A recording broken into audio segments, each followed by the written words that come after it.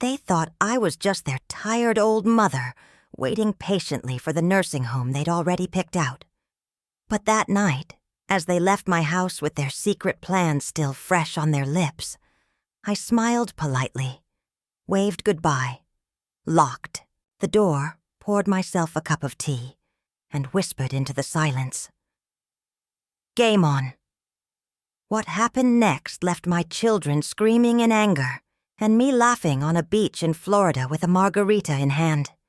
If you believe in karma, hit that like button and subscribe. The screen door slammed with a familiar, tired groan. The sound of my life.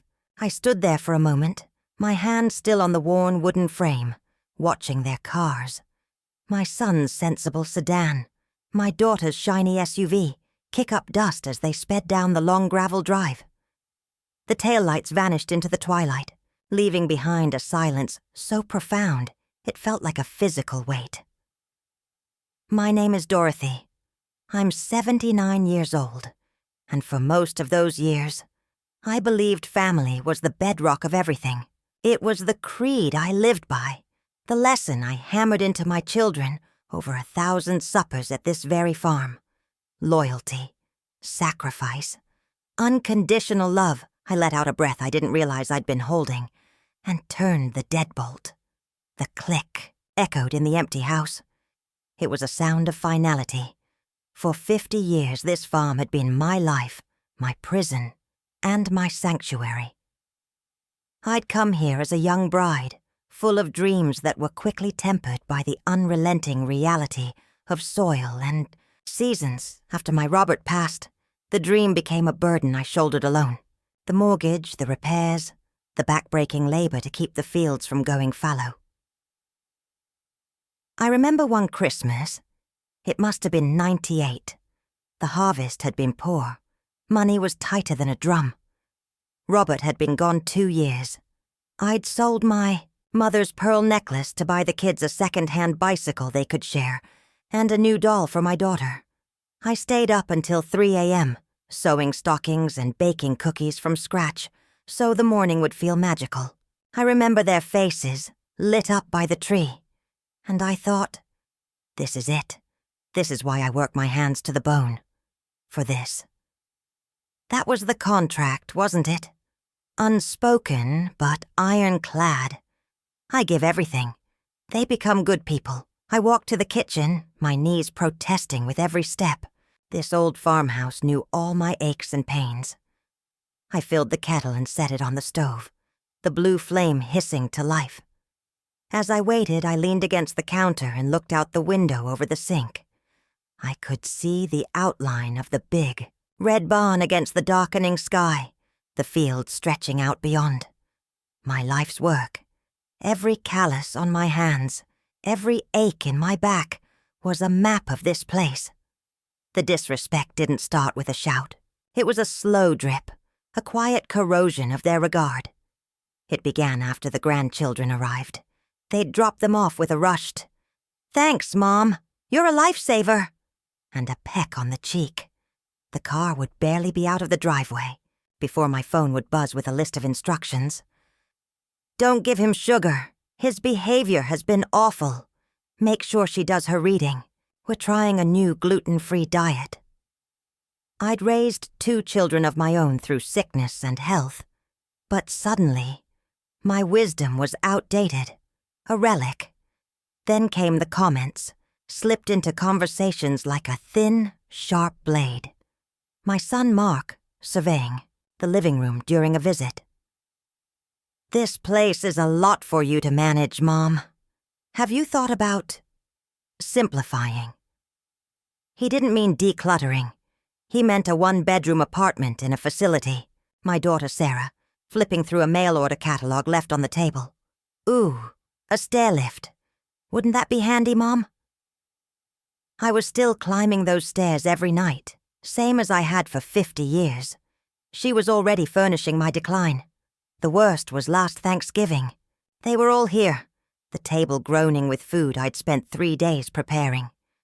I was carrying the turkey, heavy and steaming, and my arm gave a twinge. I set it down a little harder than I meant to, Sarah exchanged a look with Mark. A look of pure, unvarnished pity. "Maybe next year we should host, Mom," Sarah said, her voice dripping with false concern. "It's just getting to be too much for you." Mark nodded, already carving the bird I'd raised and cooked. "We've been talking. There's a lovely place over in Cedar Ridge. Assisted living. We could sell the farm, use the money to get you set up somewhere.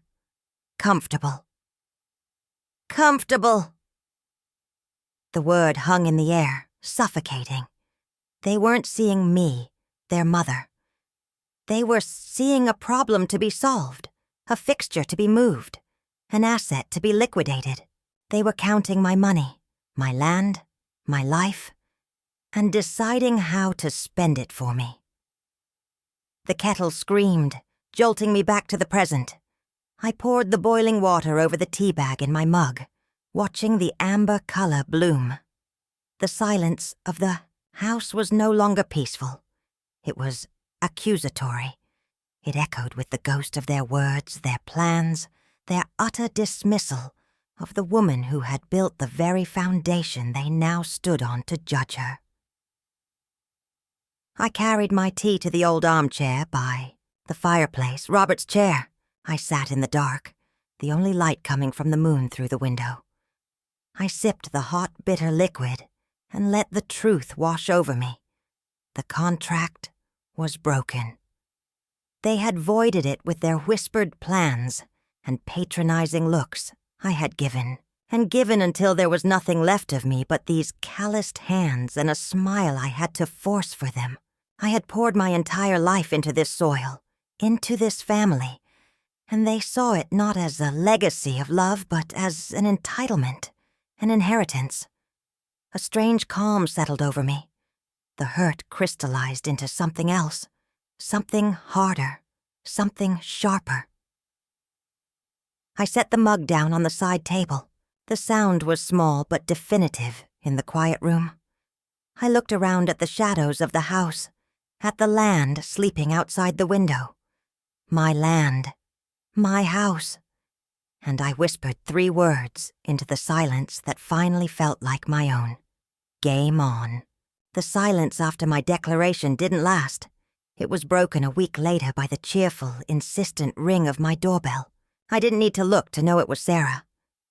She'd taken to dropping by, unannounced, a new habit that felt less like a visit and more like a wellness check.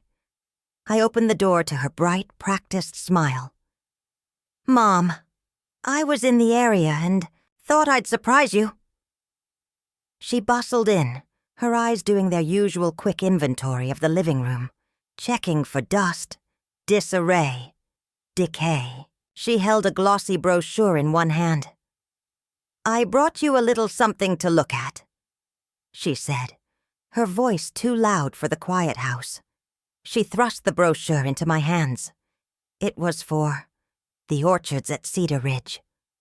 On the cover, unnaturally, happy silver-haired people played bocce ball on a manicured lawn. Mark and I set up a tour for us next Tuesday. Just a look, no pressure. I didn't look at it. I just held it, feeling the slick, expensive paper between my fingers. My silence seemed to make her nervous. "I'll put the kettle on," she chirped, already moving toward my kitchen as if it were her own. I followed slowly, the brochure feeling like a lead weight. She moved through my kitchen with a proprietary air, opening cabinets to find the tea. "You really should label these, Mom. This one's almost expired." She held up a tin of oatmeal. I said nothing. I just watched her, this stranger I had raised as she judged my domain.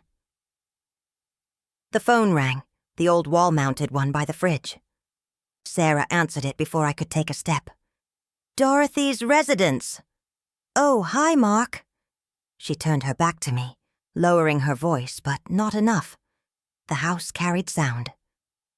"Yeah, I'm here now." I showed her the brochure. "No, she's fine, quiet." "I know. We just have to be firm. It's for her own good. The market is perfect right now. The agent said if we list before fall, we could easily get asking. Yeah, the land is the real value. The house is a teardown, honestly. Teardown. The words hung in the air, sucked all the oxygen from the room. My house, where I'd rocked my babies to sleep, where I'd nursed Robert through his final illness, where I'd worn the floorboards thin with 50 years of pacing and praying and living.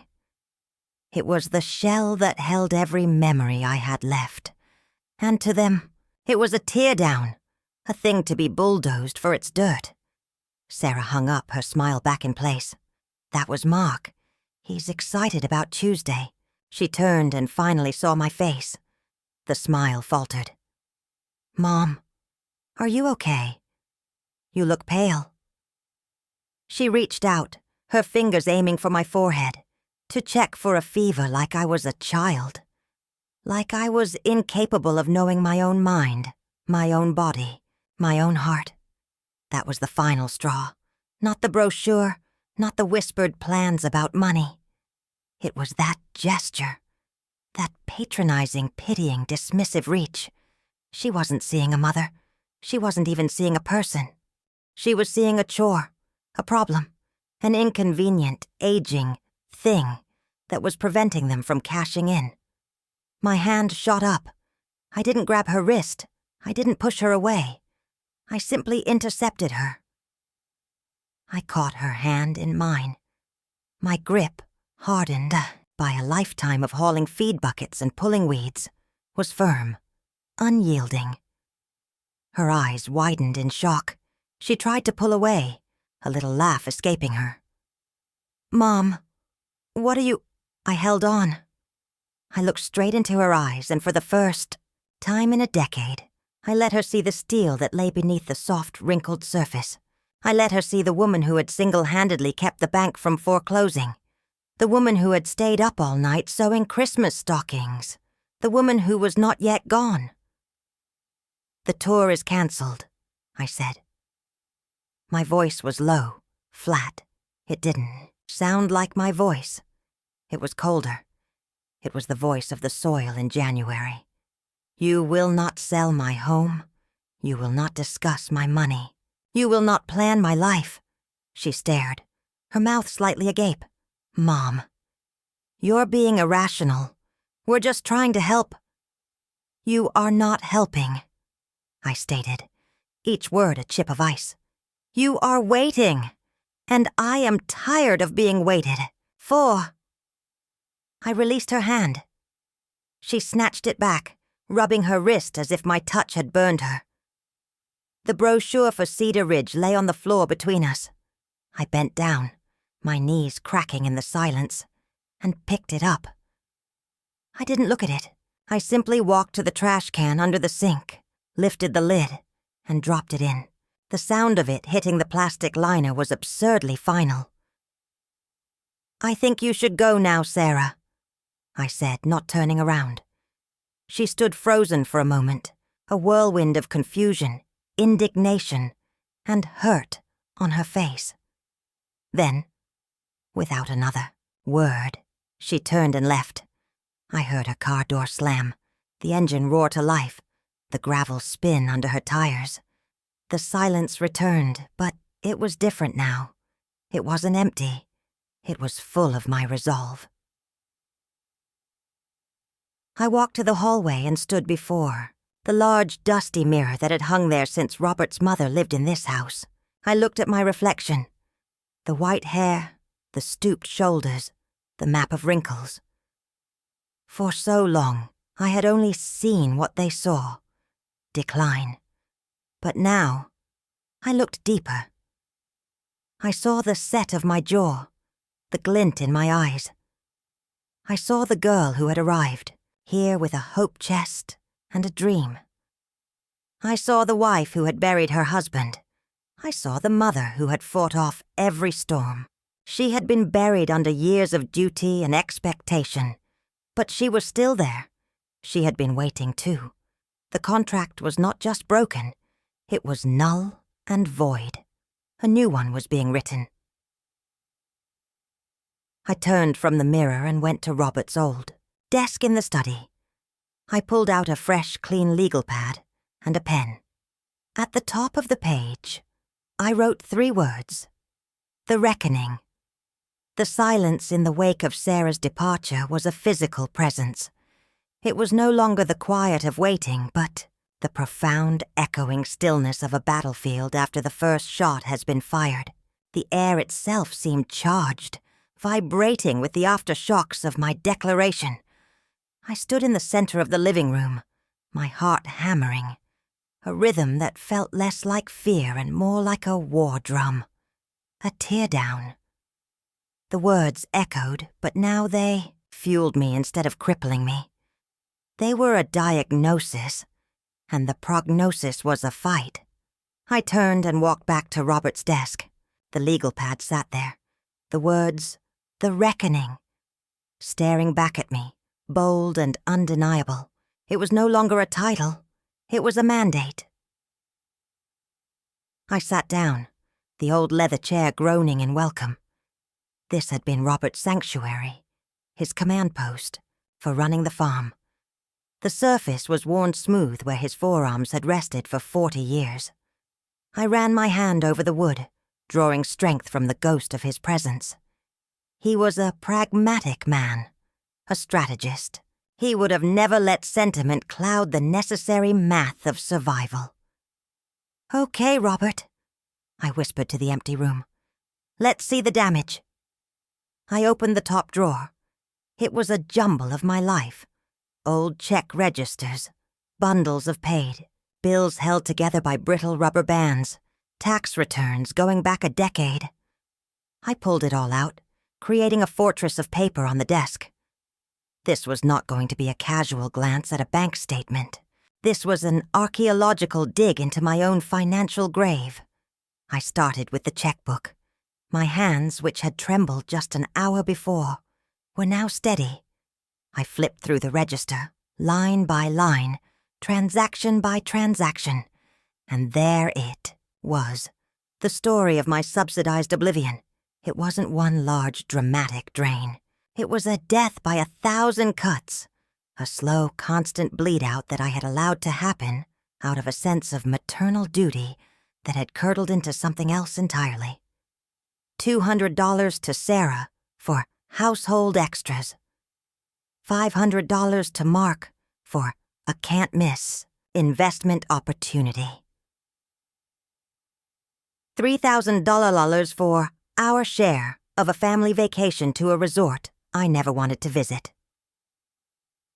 $150 monthly for Little Sophie's premium dance classes. $85 for a subscription to a wine club I never received a bottle from. $400 for landscaping at their house because Mark was too busy.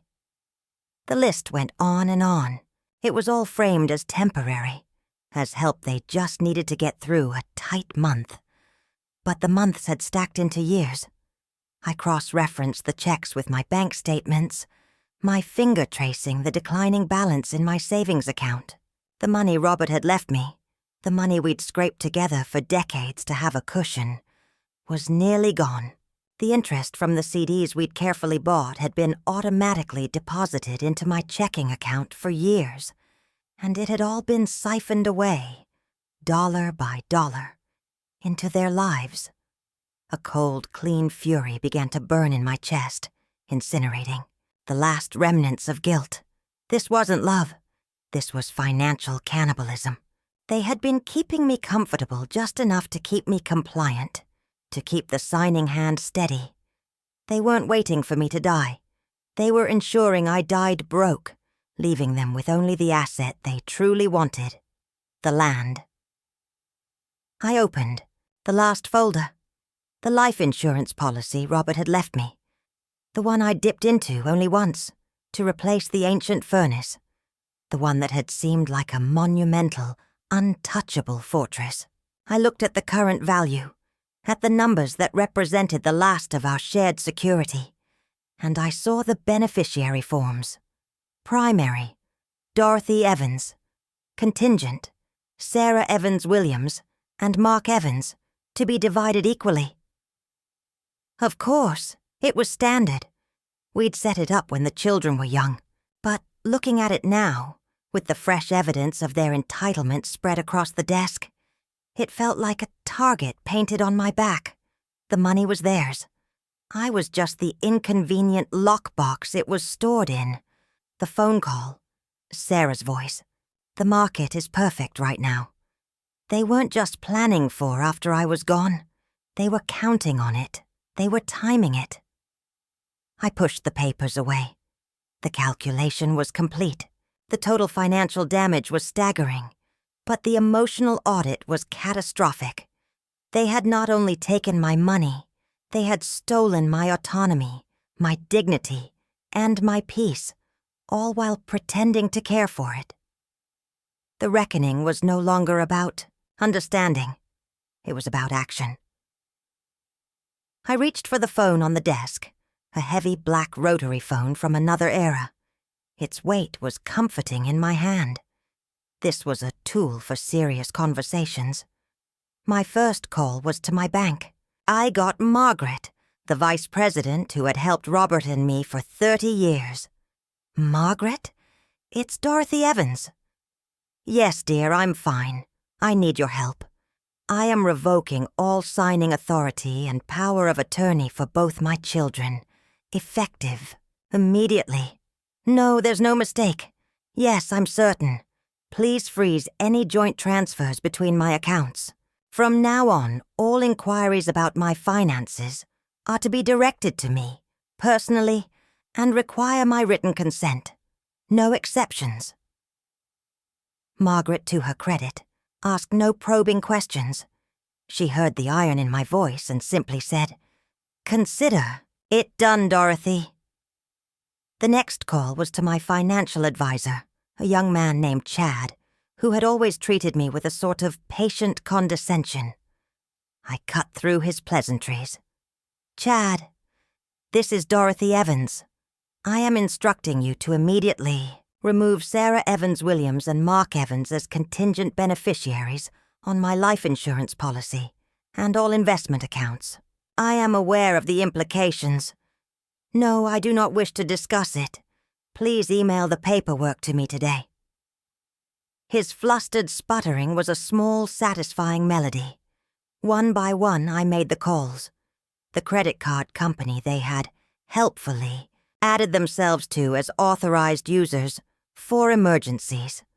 The utility company where they'd set up automatic payments from my account for their own bills. Each severed connection was a thread cut from the web they had woven around me. With each call, I felt lighter.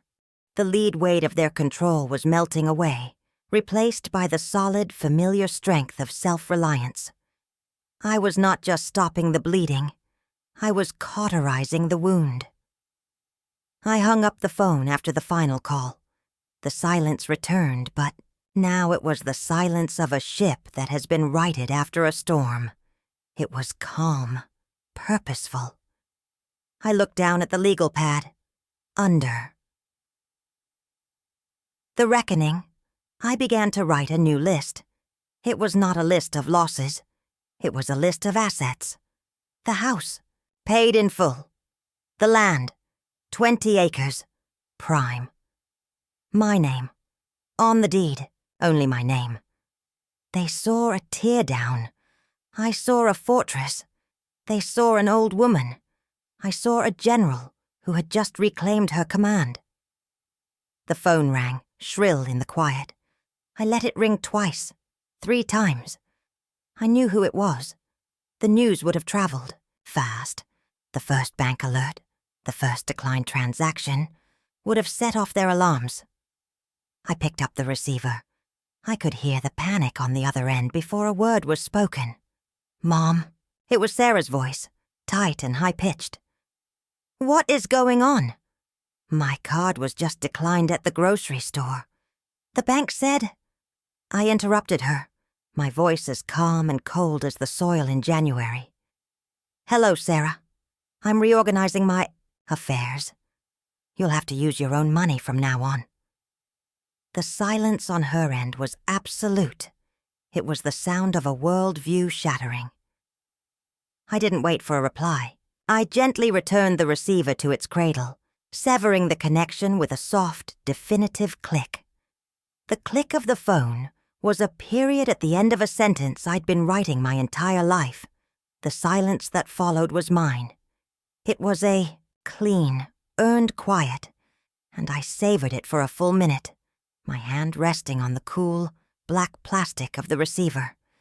Then, the practicalities set in. The legal pad with my list of assets was a declaration of war, and declarations require ammunition. The paperwork strewn across Robert's desk was evidence of the past, but I needed intelligence on the present. I needed to know exactly what I was up against. I gathered the check registers and bank statements, creating a neat, damning stack.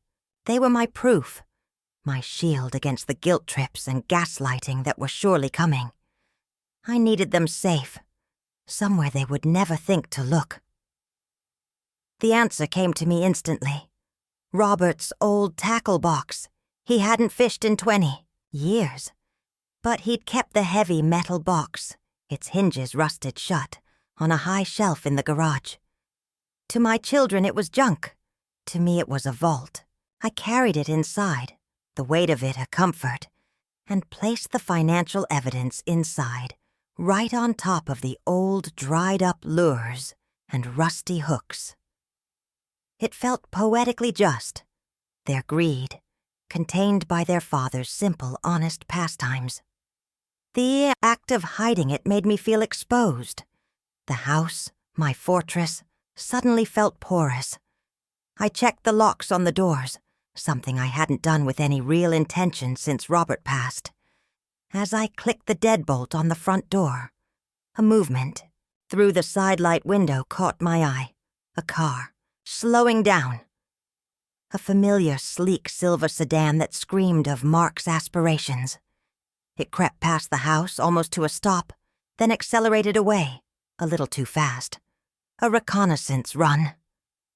They were scouting the battlefield, trying to gauge the enemy's position. My new resolve hardened into something colder, sharper. The war drum in my chest beat a steady, ready rhythm. I couldn't stay here waiting for the next assault. I needed air. I needed to move. I grabbed my worn canvas market bag, a relic Sarah always rolled her eyes at, and headed into town. It was a defiant act. To go about my normal business, to be seen in public, was to show them, and myself, that I was unbroken. The grocery store was its usual mid-morning self, quiet and fluorescent. I moved through the aisles with a focus I hadn't felt in years, selecting apples, a loaf of sourdough, a block of cheddar. Each choice felt deliberate, an affirmation of my own taste, my own needs. I was no longer shopping for a potential family dinner that would be critiqued or barely eaten. I was shopping for one. I was in the dairy section, comparing prices on butter, when I heard a voice. Dorothy? Dorothy Evans. My goodness, is that you? I turned.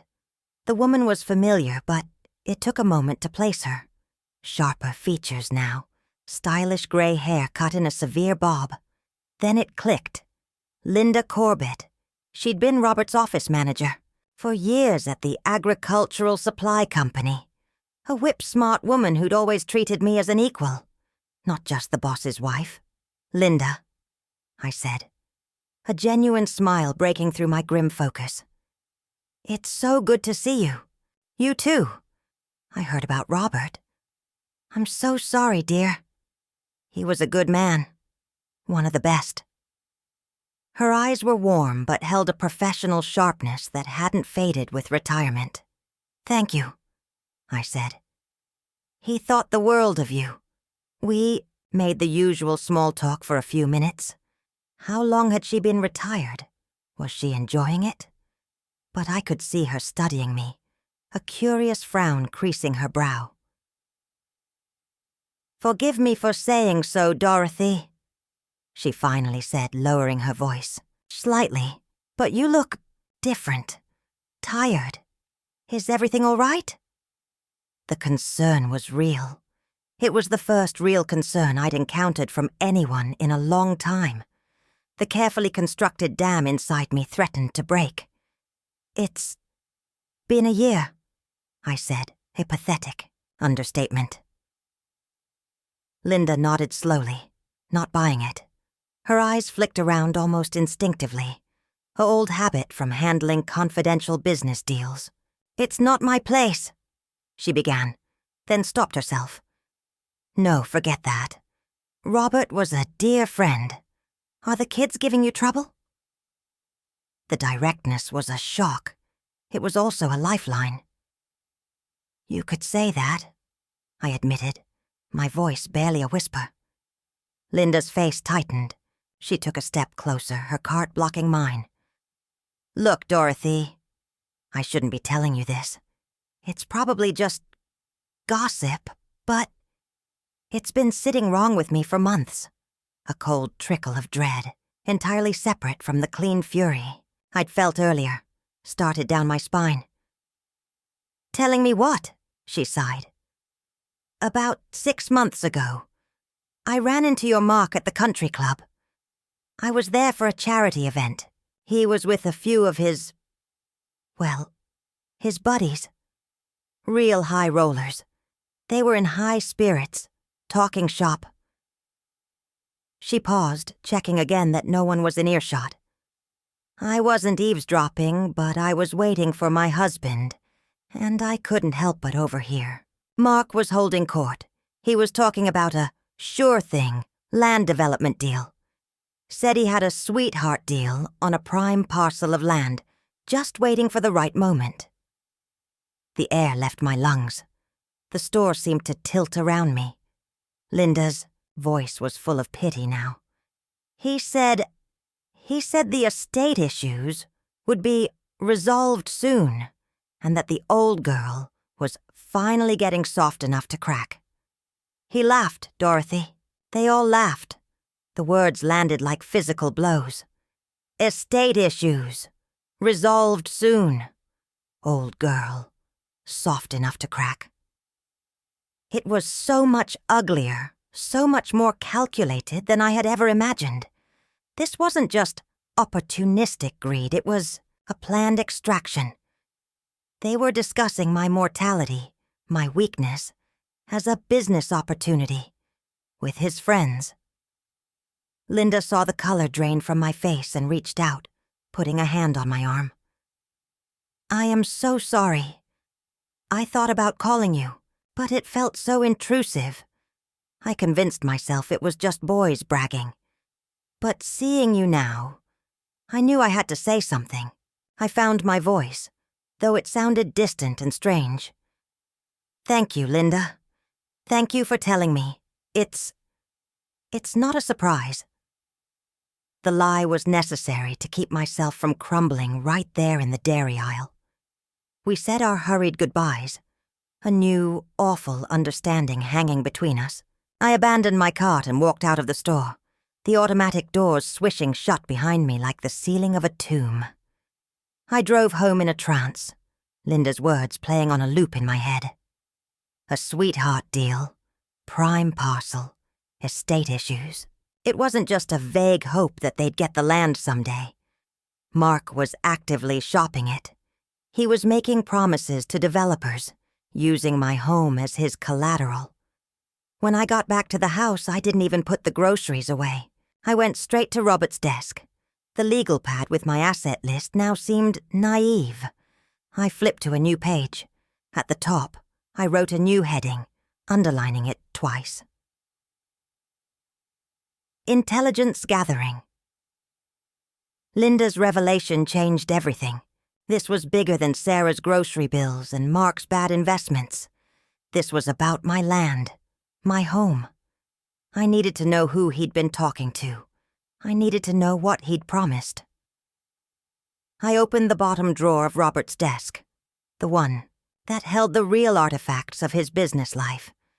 There, buried under old farm magazines, was a leather-bound address book. It was decades old, the pages yellowed, but Robert had been old school. If you needed something, you called someone who knew. My finger ran down the list of names, accountants, lawyers, bankers, and then a name I hadn't thought of in years, Phil Drummond. Phil was a real estate developer Robert had done business with years ago. He'd been a hard negotiator but scrupulously honest. Robert had respected him. More importantly, Phil moved in those circles. He would know the players. This was a risk. Calling him was crossing a Rubicon. It was moving from defense to active reconnaissance. I picked up the heavy rotary phone. My hand was steady. The war drum was now a marching rhythm. I dialed the number, each turn of the dial a commitment. A secretary answered, then put me through. Phil Drummond. Phil, I said, my voice clear and firm, devoid of the tremor I felt inside. It's Dorothy Evans, Robert's wife. Dorothy! He boomed. My God, it's been years. I was sorry to hear about Robert. A hell of a man. Thank you, Phil. He was. I took a breath. Phil, I need to ask you a question, and I need you to be direct with me. It's about my son, Mark. The line went quiet for a beat.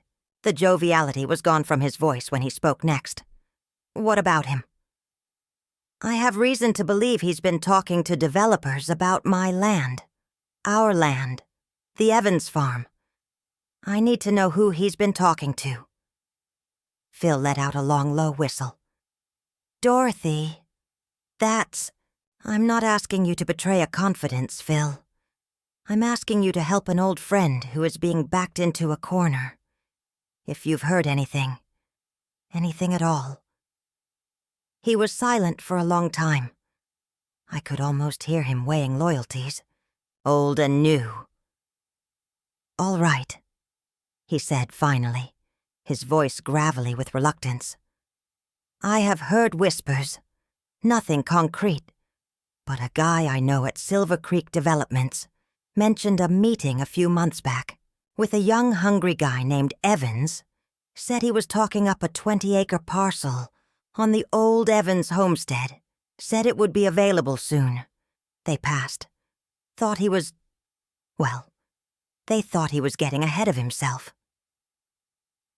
Available, soon. The words hung in the air, more damning than any check register. Mark wasn't just waiting. He was promising. He was selling a future that wasn't his to sell. Thank you, Phil, I said, my voice thick. I owe you one. Just be careful, Dorothy, he said, his tone grim. The kind of people who shop for land that isn't on the market yet. They aren't used to hearing no. I hung up the phone. The quiet of the house was different now. It wasn't calm or purposeful. It was the silence before an ambush. I looked at the legal pad. Under intelligence gathering, I wrote 2 names. Silver Creek Developments. Mark Evans. The battle lines were no longer drawn in my living room. They were drawn across my land. And the enemy wasn't just my children. It was the shadowy figures my son had invited to the table. The reckoning had just gotten a whole lot bigger. The names on the page stared back at me, not as words, but as declarations of intent. Silver Creek Developments, Mark Evans. Phil's warning echoed in the new, deeper silence of the house. They aren't used to hearing no. Well, neither was I. Not anymore. A strategic mind, honed over decades of running a household, a farm, and a family, began to click into place. This wasn't a skirmish of hurt feelings anymore. It was a campaign for my survival. And in any campaign, you need to control the narrative. Mark was already out there, whispering to his friends and investors, painting me as a frail, outdated obstacle to progress. He was shaping the truth in the dark, where it suited him. I would bring it into the light. My first move was not to a lawyer's office, but to my own kitchen. I put the kettle on. The familiar ritual of boiling water steeping the tea calmed the marching rhythm in my chest into a steady, determined pulse. I needed to be clear-headed. I needed a plan. I sat back down at Robert's desk, the legal pad now my battle map. Under intelligence gathering, I drew a line. Below it, I wrote a new heading. Information warfare. Mark's greatest asset was secrecy. His conversations at the country club, his meetings with developers. They relied on me being in the dark, on being too soft, too isolated, too ashamed to fight back. I would take that asset away. I would make it so that everyone in our small town knew exactly what was happening. I would turn the court of public opinion into my first line of defense. But I had to be smart. I couldn't just stand on my porch and shout my grievances. That would make me look exactly like the unstable, emotional, old girl Mark had described.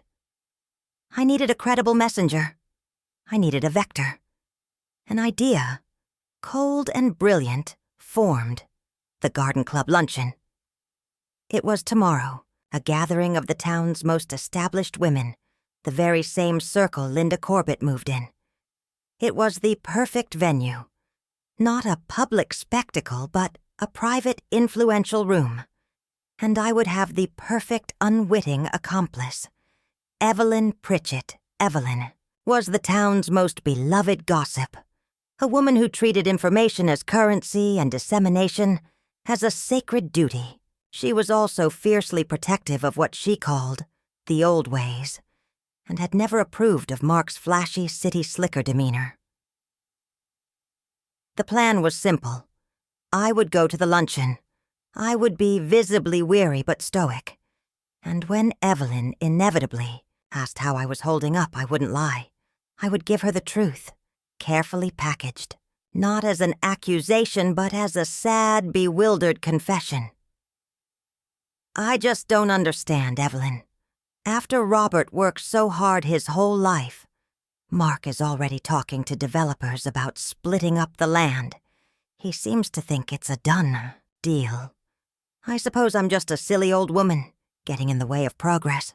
I could already see her eyes widening, see the news flashing across the town's neural network, before the dessert course was even served. By sundown, everyone would know that Mark Evans wasn't a grieving son caring for his mother. He was a vulture, circling before the body was even cold. The sympathy would shift. The whispers would now be about him.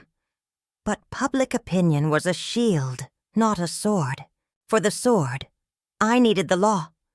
I opened the phone book, another relic Robert insisted on keeping, and found the listing. Henderson, Birch and Crow, LLP, Estate Law. Old man Henderson had drawn up our first wills 40 years ago. He was sharp, meticulous, and had no patience for nonsense. I called and made an appointment for that afternoon.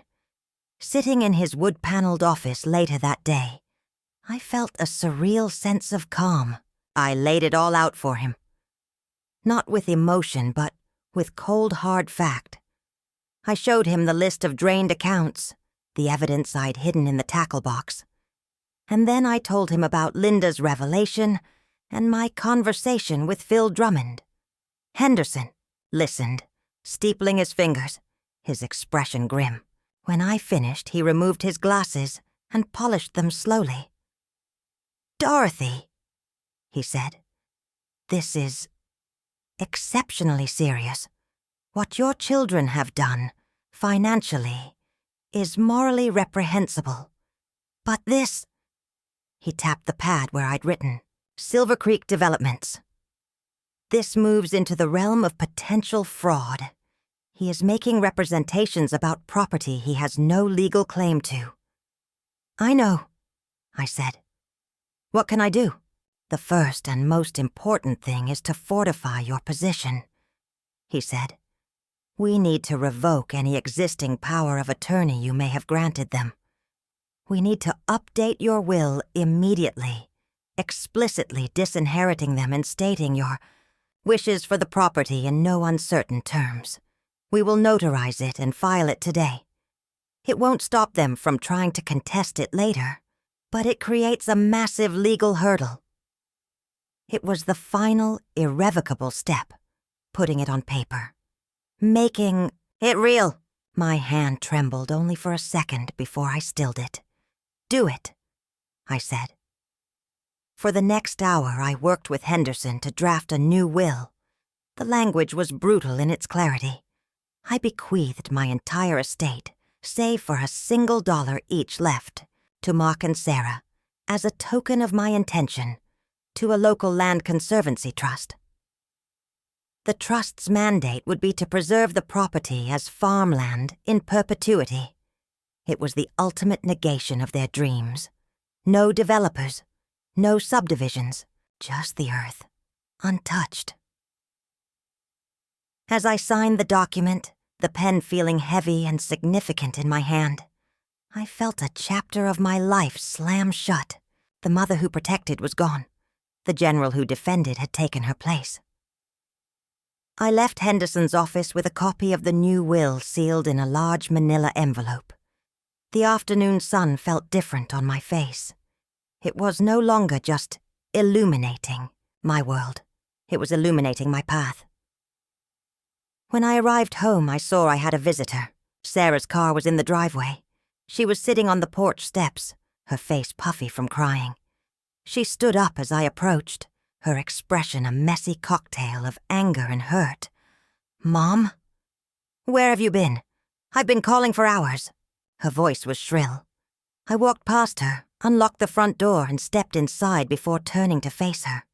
I held the manila envelope loosely at my side. "I had business to attend to, Sarah." "Business? What business?" she demanded, following me inside. "We've been worried sick. Mark said he saw you driving around town looking frantic."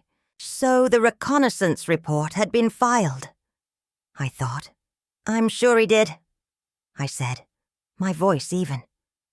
I walked to the mantelpiece and placed the envelope prominently next to a photo of Robert, a visible declaration. Sarah's eyes followed, a flicker of confusion replacing her anger. "What is that?" "That," I said, finally turning to face her fully, "is the end of your brother's sure-thing land deal, and the end of you treating my home like your personal ATM." The color drained from her face. "What are you talking about?" "I know about the developers, Sarah. I know about the promises Mark is making. I know about the money you've both taken." I didn't raise my voice. The quiet certainty in it was far more powerful. "It stops. Today. All of it." She stared at me, her mouth agape, looking for a moment like the little girl I used to chastise. Then her face hardened into a mask of defensive fury. "You're being paranoid.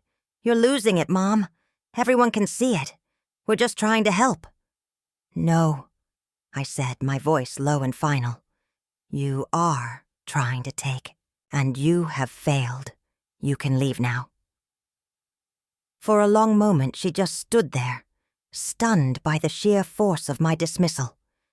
Then, with a strangled sound of rage, she turned on her heel and stormed out, slamming the door so hard the windows rattled. I didn't move. I listened to the sound of her car screeching away. Then, I walked to the phone. I had one more call to make. I dialed the number for the local weekly newspaper. "This is Dorothy Evans," I said to the young woman who answered. "I'd like to place a notice in the classifieds for this week's edition." A pause on the other end. "Of course, Mrs. Evans. What would you like the notice to say?" I took a breath, the words ready. A final public drawing of the line. "It's a simple legal notice. Please print. I, Dorothy Evans, hereby formally revoke any and all powers of attorney previously granted to my children, Mark Evans and Sarah Evans Bennett, effective immediately. The line clicked dead. I placed the receiver back in its cradle with a soft, definitive sound. The silence that followed wasn't empty. It was full. It was the silence after a storm has passed, heavy with the scent of rain and the promise of calm. The next few days were a study in quiet escalation. The classified notice appeared in the Thursday edition of the Silver Creek Gazette. It was a small, dry piece of text surrounded by ads for used tractors and lost dogs. But in our town, it might as well have been a front-page headline in blazing neon. The phone began to ring. First, it was Evelyn Pritchett, her voice a hushed, thrilled whisper. "Dorothy, my dear, I saw the notice. I knew that boy was no good. The entire garden club is behind you 100%. Then came calls from other well-wishers, from old friends of Robert's, from the head of the Land Conservancy Trust, thanking me for my vision and generosity. The court of public opinion had not just shifted. It had convened, reached a verdict, and was now enforcing it. Mark's downfall was swift and merciless. Phil Drummond called me 2 days after the notice ran. He sounded like he'd aged a decade. Silver Creek Developments pulled out, Dorothy. The whole deal's off. They cited title uncertainties and adverse public sentiment. Mark is, well, he's finished. His investors are suing him for misrepresentation. He'll be lucky if he isn't disbarred. I thanked Phil and hung up. There was no satisfaction in the news, only a grim sense of necessity. A vulture, once driven from its carrion, will starve. Sarah's collapse was quieter, but no less complete. Her husband, a decent man who had likely been kept in the dark, called me. He was curt, humiliated. "The money's gone, Dorothy. All of it. Sarah said it was for investments, for the kid's future. I've filed for divorce. She's moving back to the city. I thought you should know." I did know. I had already known the ending they would choose for themselves. The final confrontation came on a bright Saturday morning. I was in the garden, my hands in the earth, pulling weeds from around the hydrangeas. The soil was cool and damp, a grounding, real thing. I heard the car long before I saw it, engine gunning, tires spitting gravel. Mark's BMW screeched to a halt at the edge of the lawn.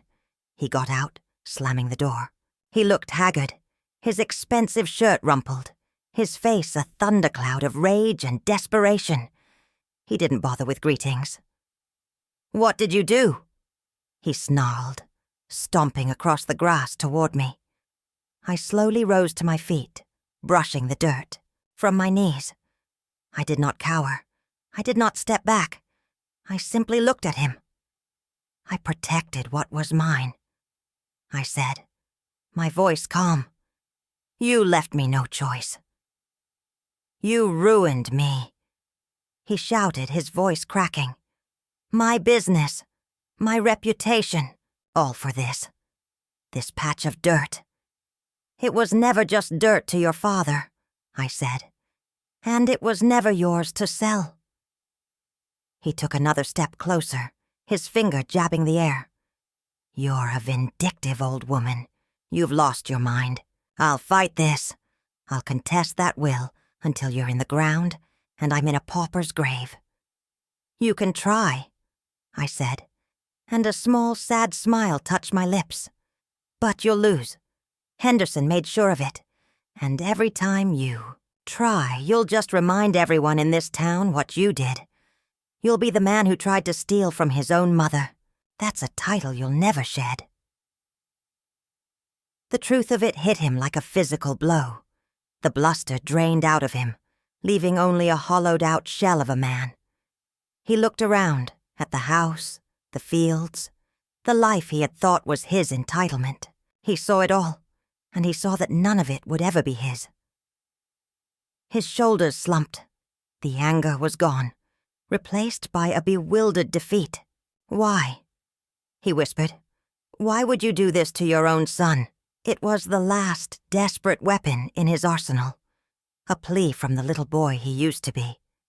I looked at him, my son, and felt the ghost of an old love, buried deep under the betrayal. "You did this to yourself, Mark," I said, my voice softening for the first time. "The moment you decided my life, my home, was yours to take." He had no answer for that. There was none. He stared at me for a long moment, then turned and walked back to his car without another word. He didn't screech away this time. He drove off slowly, defeated. I watched him go until the car disappeared down the lane. Then I turned back to my hydrangeas. The sun was warm on my back. A robin chirped from the fence post. The war was over. A new season dawned on the farm. The Conservancy Trust sent a young, enthusiastic steward named Ben to walk the property with me. We walked the fence lines and the creek bed, and I told him stories of the land, where Robert had plowed the back 40, where the best blackberries grew, where the old oak had been struck by lightning. He listened, and he learned. The land would be safe. My life settled into a new, peaceful rhythm. The house was quiet, but the silence was no longer a threat. It was a companion. I had my books, my garden, my tea on the porch at sunset. I had friends who visited not out of pity, but for company. One evening, as I sat on that porch, watching the fireflies blink over the fields, a car I didn't recognize came up the drive. It was a modest sedan. A woman got out, hesitant, holding a small pot of flowers. It was Sarah. She looked thinner, older. The city sharpness had been sanded down by hardship. She didn't approach the porch, just stood by her car.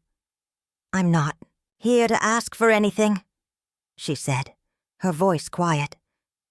I wanted to bring you these, and to say I'm sorry." I looked at my daughter, the little girl who had picked dandelions for me, the woman who had helped pick my pockets clean. "Thank you, Sarah," I said. She nodded, placed the flowers on the steps, and turned to leave. "You can come up," I said. "If you'd like. The kettle's just boiled." She looked at me, surprised, then nodded again, a tear tracing a path down her cheek. She walked up the steps and sat in the other rocking chair. We didn't speak for a long time. We just sat, watching the dusk settle over the land that was now, and would forever be, saved. The first fragile thread of a new beginning, not of a family rebuilt, but of a peace hard won, and finally, deserved. If this story gave you chills, smash that like button and subscribe for more stories like this.